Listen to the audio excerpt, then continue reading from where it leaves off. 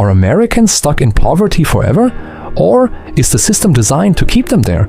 It sounds extreme, but for millions of people it feels real. Because in today's America, working hard is no longer enough. You get a job, you work full-time, you do everything right, but your rent takes half your income. Healthcare keeps getting more expensive, groceries cost more every single month. No matter how hard you try, it never feels like enough. So what do? You borrow a credit card, a small loan, just to get through the month. But that's where the trap begins, because debt doesn't stay small.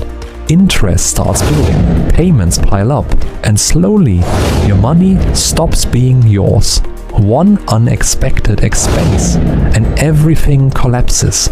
Now you're not moving forward, you're falling behind. This is the poverty trap. It's not just about low income, it's about how the system works. Wages have barely increased in years, but the cost of living keeps rising. Housing, healthcare, education, everything is getting more expensive. So even when people earn more, they don't actually feel richer. And if you're born into poverty, it becomes even harder to escape.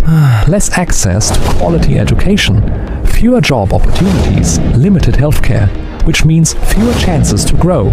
So poverty doesn't just exist, it repeats from one generation to the next.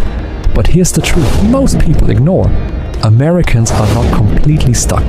There are ways out, learning valuable skills, making smarter financial decisions, finding better opportunities, and in some places, new ideas and support systems are already helping people break free. So no, poverty is not permanent, but escaping it, that's the real challenge, because the system isn't built to make it easy. And until that changes, millions will continue to struggle, not because they're lazy, but because they're trapped in a cycle.